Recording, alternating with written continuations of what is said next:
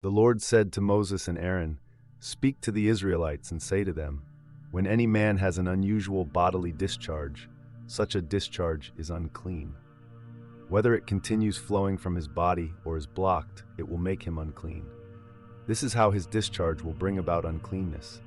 Any bed the man with a discharge lies on will be unclean, and anything he sits on will be unclean. Anyone who touches his bed must wash their clothes and bathe with water, and they will be unclean till evening. Whoever sits on anything that the man with a discharge sat on must wash their clothes and bathe with water, and they will be unclean till evening. Whoever touches the man who has a discharge must wash their clothes and bathe with water, and they will be unclean till evening. If the man with the discharge spits on anyone who is clean, they must wash their clothes and bathe with water, and they will be unclean till evening.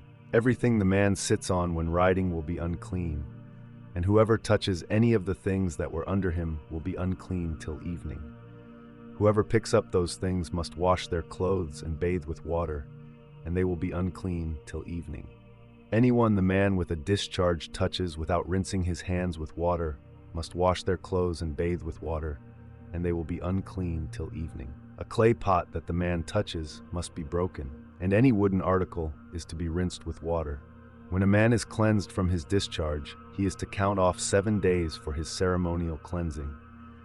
He must wash his clothes and bathe himself with fresh water, and he will be clean. On the 8th day, he must take 2 doves or 2 young pigeons and come before the Lord to the entrance to the tent of meeting and give them to the priest. The priest is to sacrifice them, the one for a sin offering and the other for a burnt offering. In this way, he will make atonement before the Lord for the man because of his discharge. When a man has an emission of semen, he must bathe his whole body with water, and he will be unclean till evening.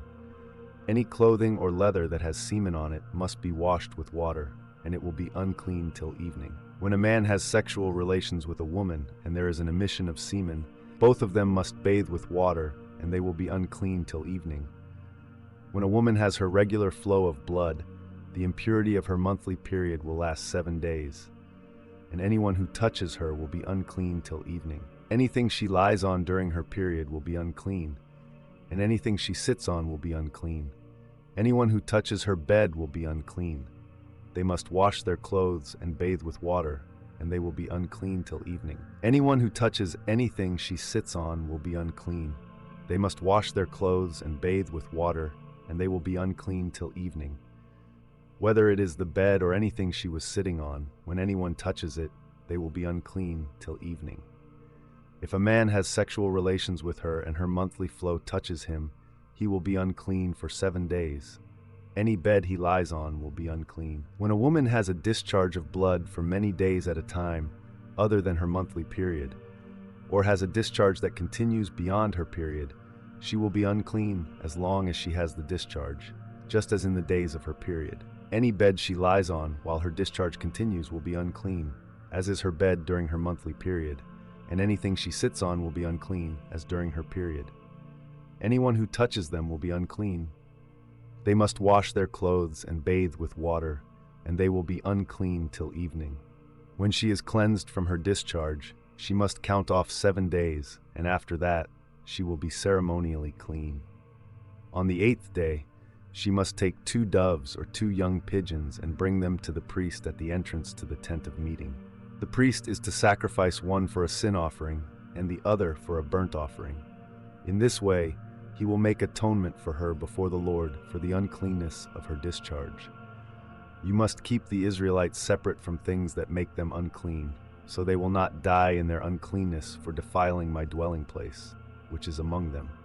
These are the regulations for a man with a discharge, for anyone made unclean by an emission of semen, for a woman in her monthly period, for a man or a woman with a discharge, and for a man who has sexual relations with a woman who is ceremonially unclean.